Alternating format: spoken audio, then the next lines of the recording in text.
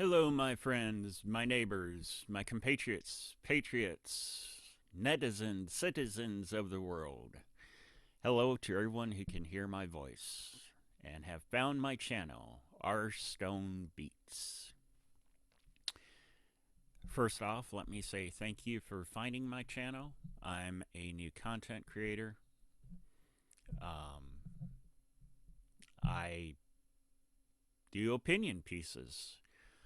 Um, you'll have to excuse my voice. You'll have to excuse my speech. I got something going on with my mouth.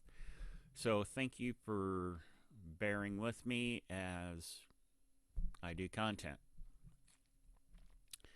And I know I will make mistakes, but I will try to correct them as I learn them. And I will learn how to do content. So thank you for finding my channel. If you'd like, please hit the thumbs up and subscribe. I try to do one video a week. Sometimes I can't do that, sometimes I can. But my goal is to get one video a week out and eventually do a couple a day. Now, on to the story. I bring you the New York Times. As Tim Pool likes to say, NewsGuard certified. I bring you news from across the ocean, from the Far East. I bring you news from China. Now you ask, why am I bringing up China? Is Joe Biden massaging the balls of Xi Jinping? No. Well, not that we know of.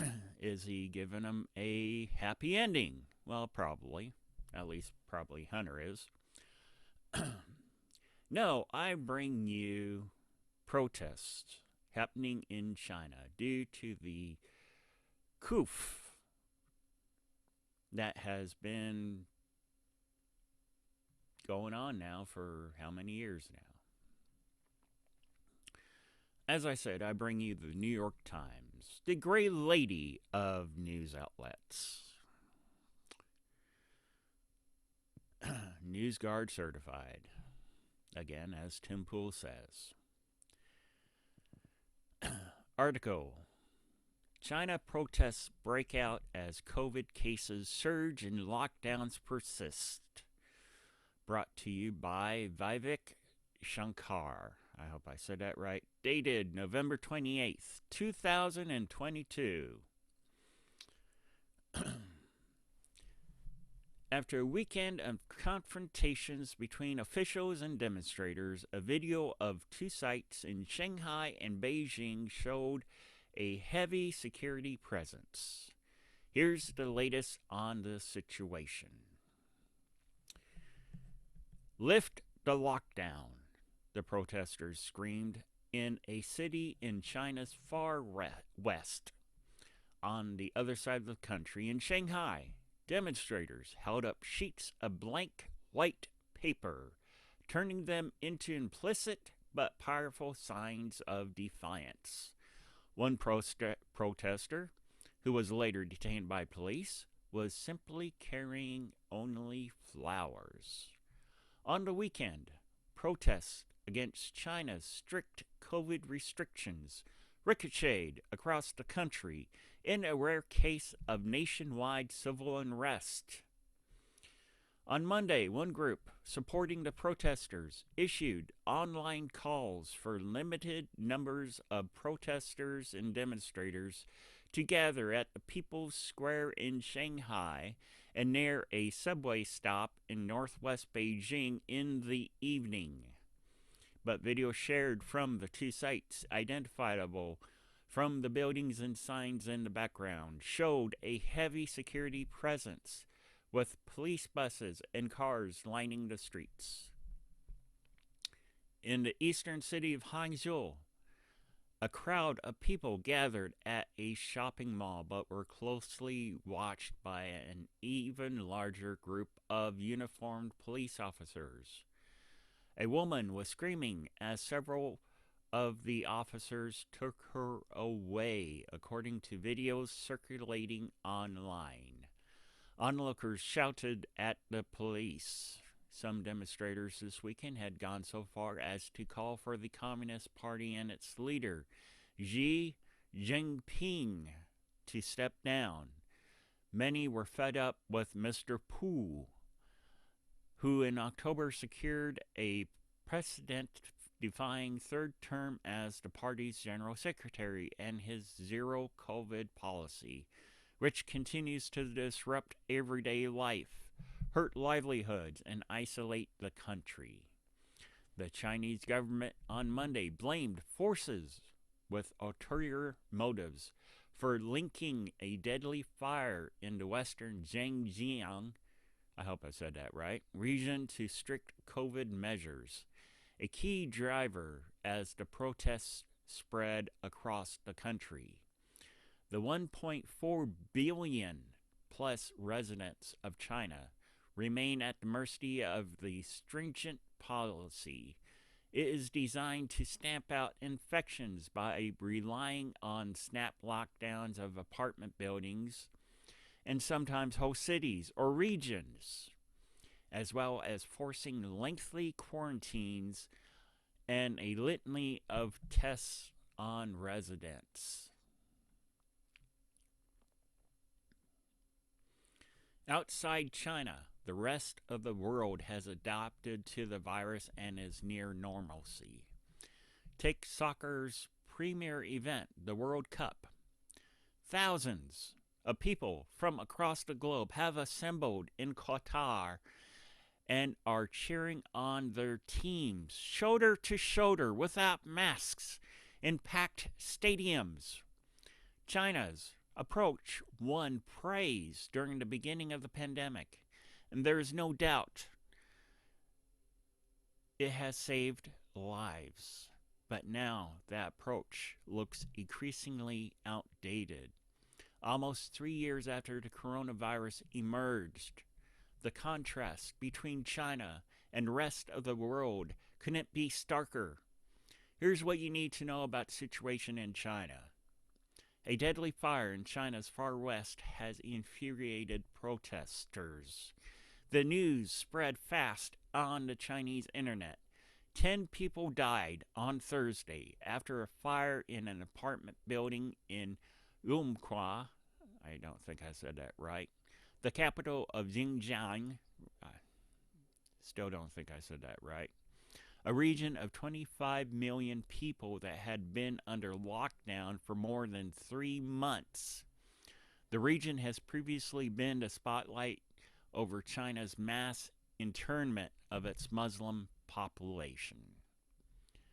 Many Chinese suspected that COVID restrictions, which can include makeshift barricades and blockade emergency exits to keep people indoors, had hampered the rescue or prevented residents from seeking shelter from the fire. Many Urumqi residents took to the streets chanting "End lockdowns." Soon, protests erupted across the country. In Shanghai, China's largest city, residents gathered at an intersection in Urumqi Road, named for the city of Zhangjiang, to mourn the dead. "We want freedom," they chanted, and some went on to call for Mr. Xi's resignation. Mr. Xi, are you going to step down? Those victims, how they died, we are all clear about that. "Isn't that right?" said the protesters with the flowers, according to the video posted on social media. An apparent reference to the tragedy in the city. Soon after, the man nicknamed Shanghai Flower Boy on social media was taken down by the police. The video showed. The Times verified the location of the video as the city's road in Shanghai. Among those who were taken away was a BBC reporter who was later released. Demonstrators also gathered in the city's capital, with many students assembling at a university which I cannot pronounce in northwest Beijing to denounce restrictions on their ability to get around. Hundreds of protesters also marched in Wuhan, the central Chinese city where the pandemic originated in late 2019. Side note, China will deny that the virus originated there. Crowds have also congregated in Chengdu, a city in the southwest of the country. On Monday, government official addressed the claim that there was a link between the city's fire and the virus restrictions. On social media, there are forces with ulterior motives that relate this fire to the local response to COVID 19. Person who I can't pronounce said. A foreign ministry spokesman said in response to the question at a regular press briefing. I'm not going to go on because I don't think you want to hear me for the next 15-20 minutes, but I'll post a link to the article in the descriptions. Now, the reason I bring this up, because I fear for those people protesting peacefully. They are not burning down buildings. They are not looting. They are not assaulting officers, nor are they assaulting the military that has been deployed to try and deter people from protesting. China, in the last few decades, has had a increasing amount of protests since 1984, I want to say, when the Tiananmen Square massacre, 1989 Tiananmen Square protests and massacre. With Tiananmen Square, China has taken this out of their history books. You bring up Tiananmen Square, and there's videos of Chinese residents denying that this ever happened, unaware that did happen, because China has made sure to censor it from their history books, from all media, from television, from newsreels, from anything that someone could get a glimpse of the history of Tiananmen Square. They have gleaned it from the history books and have forbade it from being ever put in any literature ordained by the city-state. Now, there are politicians, celebrities, ivory tower crowd types who would applaud. They would clap. Yay! China is doing such a great job. Well, let me bring up a few numbers here. Let me illuminate on something that happened during this Tiananmen Square massacre. And it's called a massacre because it was a massacre. This comes from the Wikipedia Tiananmen Square protest massacre. The death toll says the number of deaths and the extent of bloodshed in the square itself has been in dispute since the events. The government actively suppressed discussion of casualty figures immediately after the events, and estimates rely heavily on eyewitness testimony, hospital records, and organized efforts by victims' relatives as a result. Large discrepancies exist among various casualty estimates. Initial estimates ranged from the official figure of only a few hundred to several thousand. Official figures. Official government announcements shortly after the event put the number who died at around 300. At the State Council press conference on 6th of June, 1989, spokesman, who I can't pronounce, said that preliminary tallies by the government showed that about 300 civilians and soldiers died, including 23 students from universities in Beijing, along with some people he described as ruffians. Yuan said some 5,000 soldiers and police were wounded, along with 2,000 civilians. On 19th of June, Beijing Party Secretary reported to the Political Bureau that the government's confirmed death toll was 241, including 218 civilians, of which 36 were students, 10 PLA soldiers, and 13 People's Armed Police, along with 7,000 wounded. On 30th of June, Mayor said that the number of injured was around 6,000. Other estimates. On the morning of 4th of June, many estimates of deaths were reported, including from the government-affiliated sources. Peking University leaflets circulated on campus suggest a death toll of between 2 and 300. Correction, 2 and 3,000. The Chinese Red Cross had given a figure of 2,600 deaths, but later denied having given such a figure. The Swiss ambassador had estimated 2,700. Nicholas D. Kristoff of the New York Times wrote on 21st of June that it seems plausible that about a dozen soldiers and policemen were killed, along with 400 to 800 civilians. United States Ambassador James Lilly said that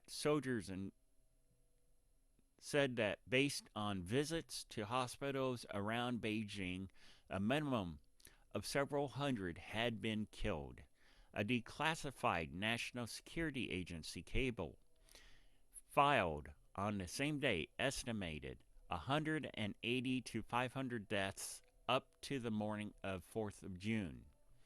Beijing hospital records compiled shortly after the events recorded that at least 478 dead and 920 wounded. Amnesty International's estimates put the number of deaths between several hundred to close to 1,000, while a Western diplomat who compiled estimates put the number at 300 to 1,000. In 2017, disputed cable sent in the aftermath of the events of Tiananmen, British Ambassador Alan Donald initially stated, based on information from a good friend in the China State Council, that a minimum of 10,000 civilians dead. I say again, British Ambassador Alan Donald initially stated, based on information from a good friend in the China State Council, that a minimum of 10,000 civilians died. Claims which were repeated in a speech by Australian Prime Minister Bob Hawke, but which an estimated number much higher than other sources provided.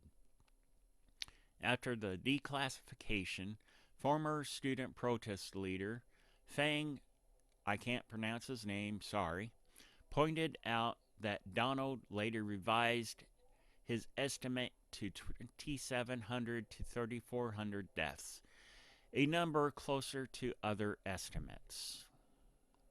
Now, the reason why I bring up Tiananmen Square is to highlight China's reputation for heavy-handed action against peaceful protests, which normally turn into violent protests because the protesters usually fight back. China also has a reputation for taking people away, and after questioning them, they end up in a harbor or they completely disappear.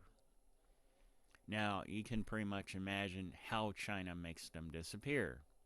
You got various ways.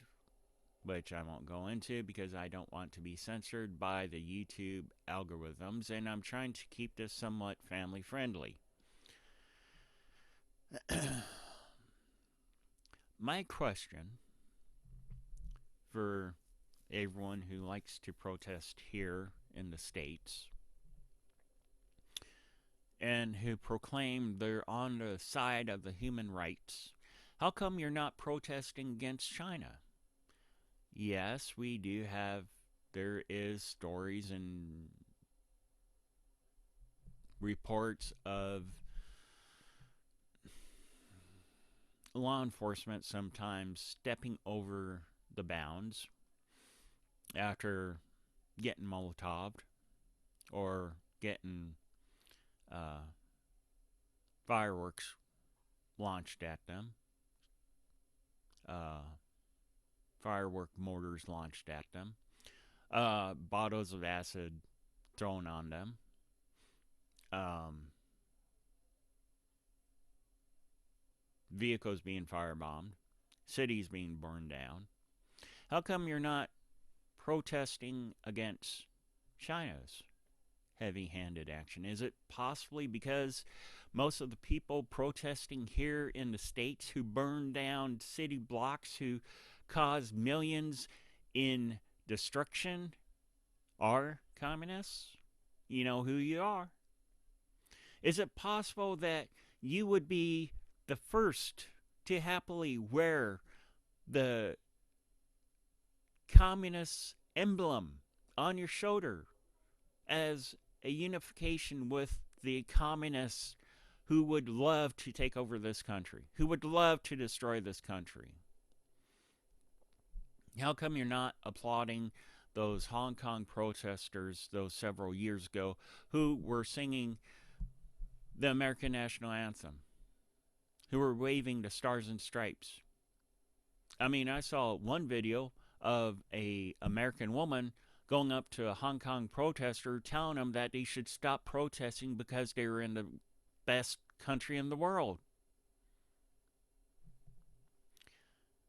The protesters over in China usually end up being sent to re-education camps, usually end up being sent to uh,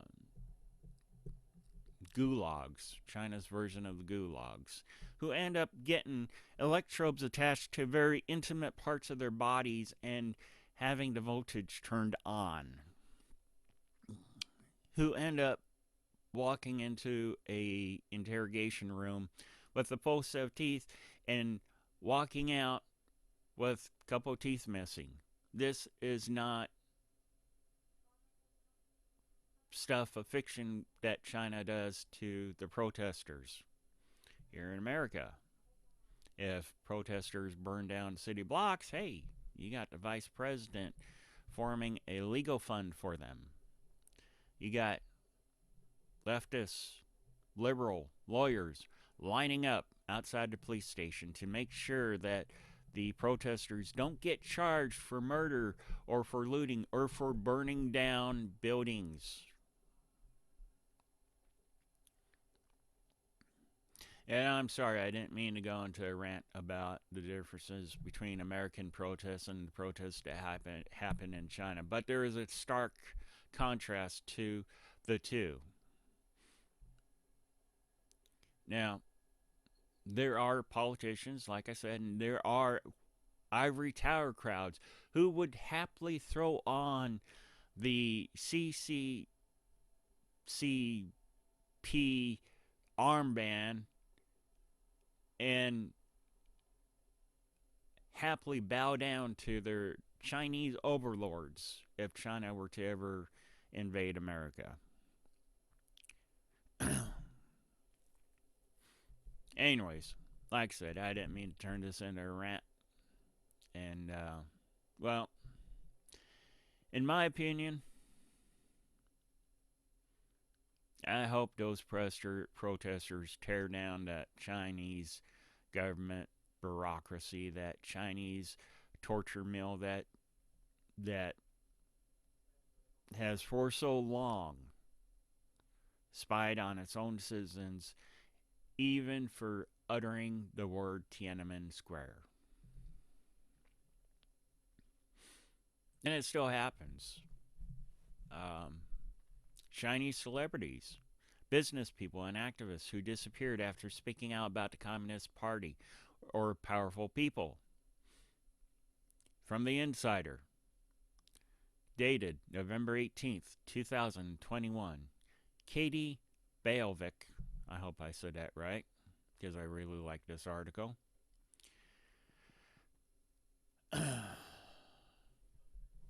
A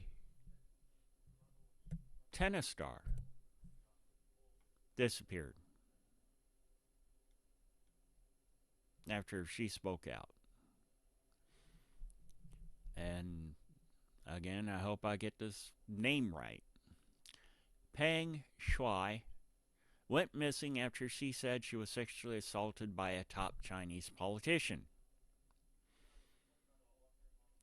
Peng Shuai has not been heard from since she accused a top Chinese official of sexual assault. The 35-year-old tennis player is one of China's biggest sports stars. In a post in November 2nd on Weibo, Chinese equivalent of social media, Peng alleged the former vice premier Zhang Gaoli, I butchered that, I know, coerced her into sex and that they had an affair. Afterwards, the post was taken down and the references to Peng were blocked on Chinese internet, The Guardian reported. Then we have Zhao Wei, who was blacklisted from social media, and her whereabouts were unknown after the government cracked down on pop culture influences. The whereabouts of Chinese actress Zhao Wei became a mystery in August after she was apparently blacklisted from social media by the Beijing authorities, according to The Hollywood Reporter. The actress was also removed from popular streaming sites. The Wall Street Journal reported that it was part of an effort by Beijing to target the pop culture industry for what it sees as an unhealthy influence for the young people. God forbid the young, healthy people should know about capitalism. They should know about freedom. They should know about the rights of people inherited for freedom of speech, freedom of whatever. Rumors spread that Zhao fled to France with her husband, where the two own a vineyard outside Bordeaux. Zhao denied the rumors in a since-deleted Instagram post, claiming she was with family in Beijing, according to The Hollywood Reporter. Artist Ai Weiwei has disappeared and detained for months. Was disappeared and detained for months after he criticized the government. Now, I don't know this gentleman, but he looks like a hippie sort of dude, don't you think? He has the whole Fu Manchu thing going on there. Chinese artist Ai Weiwei, I hope I said that right, has long been considered a dissident who has been critical of China's government. He published criticisms of the Chinese government on a blog that was eventually taken down and was later assaulted by Chinese police in 2009, according to Britannica. The artist was disappeared in April 2011 after he was accused of tax evasion, and police detained him for almost 3 months, according to the Human Rights Watch. He couldn't speak with his lawyer, and his wife was permitted to visit him once, HRW reported. After protests in his name, I was released in June 2011. The government said he was let go because of his good attitude and confessing his crimes, as well as chronic disease he suffers from. In other words, he said, yes, Big Daddy China is my all supreme leader, and Daddy Pooh is my supreme god.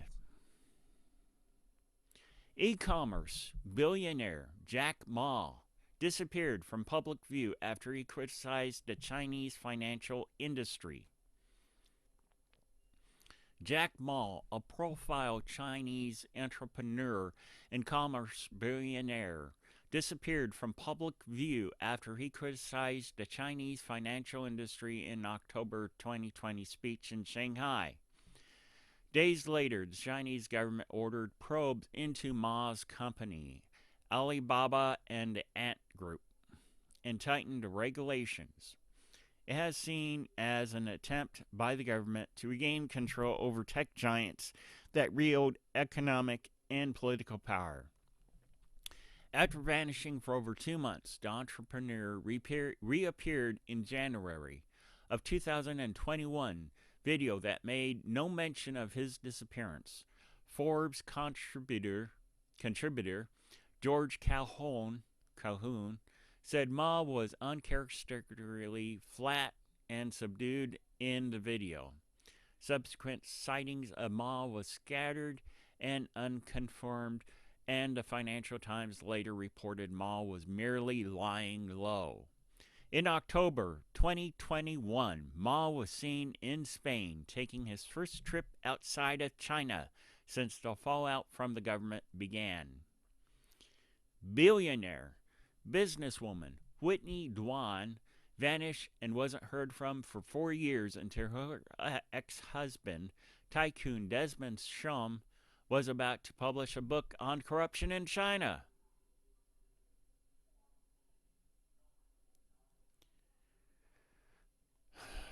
Real estate mogul Ren Zhigyan, I can't even pronounce his name, I'm sorry, vanished after he criticized the Chinese government for its handling of the pandemic. Human rights lawyer was detained amid a crackdown on Chinese activists in 2015. And these are just the high profile people. We're not talking about the the poor. We're not talking about the blue collar types. We're not talking about the poor schleps who work hard out in the farms and in the rice paddies and who want freedom. This is China we are talking about. China is not a country to be applauded. China is not a country to do a business with. But for some reason, we have tech companies and celebrities and sports stars who think China is the greatest thing since baked bread. It's not. China has long had a reputation and a history since the communist takeover of heavy-handedly dealing with people who speak out against what China does. I read an article about the great reform that Uncle Mao did. It talked about how there were government representatives who would go to these poor farming communities and they would find remains of humans inside cooking pots. And the village was empty. They talked about how they would find babies in huts and the parents starved because of Mao's great reform. I read another article about how there was a group of retired Chinese military living in Canada who every year got together for a reunion. Not to celebrate their unit, not to celebrate their camaraderie, not to celebrate the friendships that they had. No, they got together every year as a reunion to celebrate the number of civilians their unit killed during the Tiananmen massacre because they dared to speak out against China. Now, how long will it take for our own people to pull out from China? How long will it take for our government to stop dealing with China?